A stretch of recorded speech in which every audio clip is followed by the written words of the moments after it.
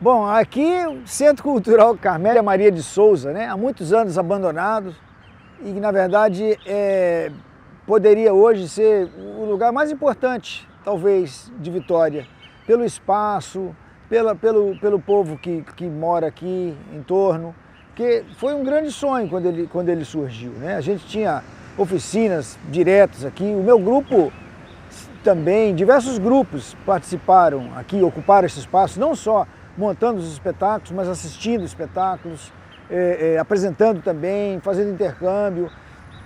E era um espaço também de vivência, né? Aqui do outro lado a gente tinha uma praça também aberta ao público. Então, assim, estava tudo conjugado isso aqui, mas eu acho que um centro cultural com o nome de uma pessoa, né? Carmélia Maria de Souza, uma mulher e uma negra, talvez isso não tenha interessado muito para os nossos governantes, para a nossa classe dominante. Eu acho que nós estamos carecendo desse espaço. Carlos Gomes está fechado há muitos anos, no coração. E isso o que mais me contraria, assim, a gente já fez até um movimento lá em frente, assim, é o descaso dos governantes e da própria população e os próprios artistas. Era para estar todo mundo muito revoltado com aquilo lá fechado. No entanto, a população de Vitória parece que não tem esse sentido, né? Ou esse sentimento de que aquilo nos pertence, de que precisa ser ocupado, precisa ser utilizado. Então, assim, é um descaso quase que geral da sociedade capixaba. O Grupo Tarahumaras, apesar de ter sido fundado, como eu disse, no Colégio Maria Ortiz, mas na verdade a vida dele mesmo, quando ele começa o parto, né, e quando começa mesmo o corpo a pulsar, foi aqui no Carmélia, com vivências de festivais, de encontros de pessoas, e mesmo no processo de oficinas de montagem, né? Então é um lugar assim, que a gente não tem como falar a história do Tarahumaras sem pensar no Carmélia.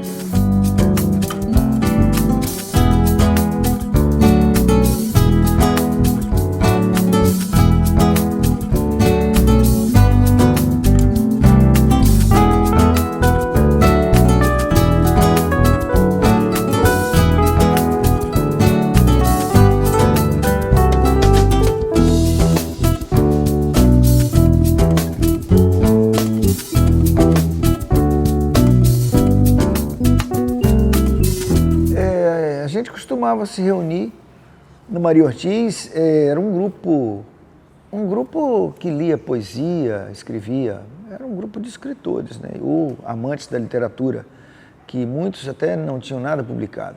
E daí eu tinha participado de um concurso de dramaturgia do governo do estado, era o Departamento Estadual de Cultura, que criou o prêmio Cláudio Bueno Rocha. E daí eu fui classificado em primeiro lugar. Depois teve um outro edital que era para diretores de teatro, pessoas interessadas em dirigir alguma obra teatral, e a minha peça estava em questão. E daí eu falei, bom, eu escrevi a peça, e então por que eu não mesmo concorrer para dirigi-la, né? E aí foi isso que eu fiz. E daí, conversando com esse grupo, que era de amantes da literatura, então, falei assim, vamos criar um grupo para montar essa peça? E nos atrevemos a fazer o espetáculo. Vamos fazer um espetáculo de uma vez, ao invés de só leitura? Mas os recursos e como vamos fazer e tal. E, vamos fazer, e era um grupo grande, um grupo, na época tinha, não sei se tinha umas 18 ou mais de 20 pessoas. Não, a gente vai fazer e tal. Fizemos, na época, livro de ouro, fizemos várias coisas assim para angariar recursos, né? Tinha uma garra muito forte. A gente estava ensaiando, inclusive, aqui nesse espaço, né, do Carmélia. A gente se encontrava aqui muito animadamente mesmo para poder fazer essa montagem, essa descoberta, né, do teatro. Na vida de muitos foi uma descoberta. Nós fomos muito atrevidos para fazer esse espetáculo. Muito mesmo, muito atrevidos mesmo. Muito corajosos. A minha relação com a América Latina e o Arthur, em agosto de 1936, veio ao México conhecer os Tarahumaras, o ritual do peiote, que tudo tinha a ver com o livro, né, com o texto que eu tinha escrito. Eu falei, então, sugeri Tarahumaras e a turma gostou, né? O grupo gostou, principalmente porque Tarahumaras, na língua nahuatl, significaria grosso modo, assim, corredores a pé. Então, assim, é uma ideia de nós também, de artistas de uma sociedade como a nossa, assim, sermos corredores a pé. Né? Nós estamos descalços, nós temos que ir atrás das coisas, né? E aí, foi aí que surgiu a ideia desse nome e esse grupo.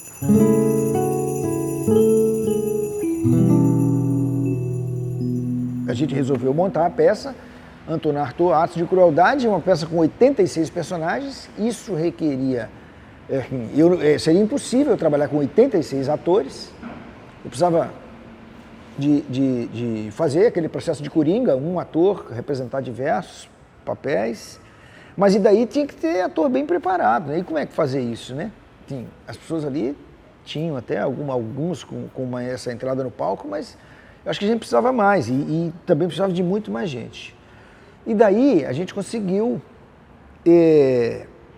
um espaço aqui no Centro Cultural Carmélia. Eu ficava aqui ouvindo a gente dar nossos gritos lá em cima, fazer nossas experiências lá em cima, nossas oficinas, às vezes subiam, ficava olhando. Porque também era a época que esse espaço tinha vida, né? E ele nos permitiu a montagem desse espetáculo, esse espaço aqui, Carmélia. Consegui também aqui no espaço que, ao invés da gente ficar só ensaiando, eu criei uma espécie de oficina permanente, assim, que durou mais de ano. Então, assim, nesse processo das oficinas, quem tivesse interessado em integrar o grupo, integrava. Quem não quisesse, vencia a sua hora e ia embora, e voltavam outros, né? E eu sei que nesse caso passaram mais de 200 atores. Atores e não atores, gente interessada em fazer teatro. E no final, acabei montando a peça com 16. Era rico e complicado ao mesmo tempo, né? Assim, tem um processo para chegar lá. Assim, como é que você vai falar de Artaud sem entender o movimento surrealista, né? Como é que você vai falar de Artaud sem entender o próprio, dentro do surrealismo, o conflito dele, né? Com André Breton e com o Partido Comunista Francês. Aí você tem que entender também a Segunda Guerra Mundial. Você tem que entender um pouco do fascismo, entendeu? Então foi um processo de muita pesquisa. Que, na verdade, eu acho que todo espetáculo teatral, acho que toda obra de arte que é bem pensada, que tem um compromisso mesmo, assim, sabe, com a vida, eu acho que, assim, essa obra acaba sendo um pretexto para você discutir todas as outras coisas. Então, assim, não tem como você fechar, eu estou fazendo um espetáculo que o tema é esse, assim, e você, só em torno disso, assim, eu acho que você tem que explodir um pouco essa bolha, né, e colocar ela no mundo, nas relações com as outras coisas. Basicamente, Os Últimos Dias de Paupéria é um espetáculo que é um conflito existencial, né, é um monólogo cerebral que acontecem lá entre dois pontos de vista dentro de uma mesma pessoa, né? E esses conflitos não são só existenciais, mas são culturais, são políticos e de um contexto que é lá a década de 60 e 70. Foi ao longo dos ensaios, na verdade, né? Tinha algumas coisas pré-estabelecidas, já indicadas, e a partir do momento que você vai sentindo o clima, as tensões, né? Você vai elaborando o seu processo criativo, né? Porque a criação se dá, né, na forma como eu vejo, né, a partir do fazer, né? As coisas não estão previamente prontas. Você tem algumas indicações, mas é o processo, né? Você tem que ter essa leitura, né, leitura de mundo e leitura do que o espetáculo está te pedindo, né? E você, com seus recursos, com o seu estilo e com o que você olha, você contribuir para o processo, né? Então, assim, o espetáculo diz a você, de alguma forma, o que você tem que fazer. É claro, cada um tem a sua resposta pessoal para isso aí. Parece que a história volta, né? Parece que as coisas se reviram aí e aquilo que parecia antiquado, ultrapassado, retoma e, às vezes, aquele texto que era importante lá há 40, 50 anos atrás tem uma importância agora, porque parece que a gente precisa sempre revirar a história para reaprender um pouco. E coincide, assim, exatamente o momento, a montagem dele, essa remontagem, na verdade, que é de 2015, coincide exatamente com o momento que o Brasil, né, a gente acaba perdendo a noção de democracia, onde os valores vão sendo modificados e a gente começa a sofrer golpes e uma situação política, social, econômica, né, terrível. E esse texto vem, né, com essa força, ele ganha uma outra dinâmica, né, no sentido de provocar uma inquietação nossa, né, como artistas, como cidadãos, como pessoas, né. Então ele tem essa força de provocar na gente uma reflexão e de um contexto complexo, né, que envolve tanto o indivíduo como o coletivo.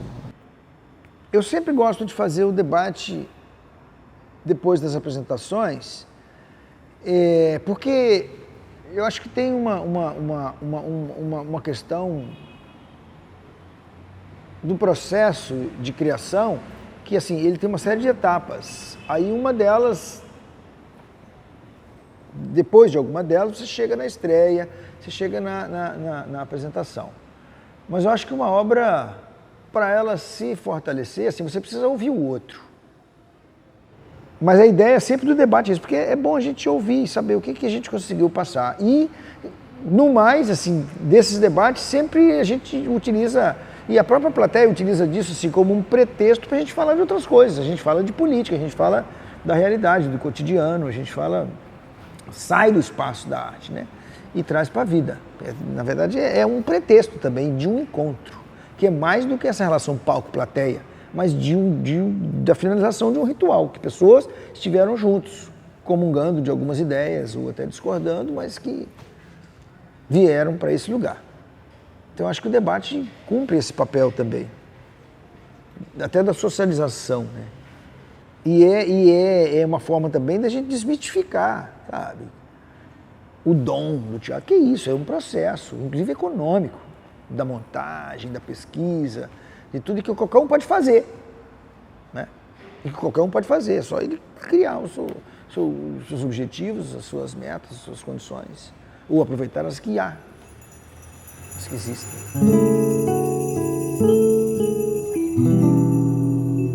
Mas viver em cena é um lance meio ritualístico, né? Assim, a gente, assim, quem é do teatro você tem o seu papel social, né, enquanto artista, que você tem né, as suas visões políticas, né?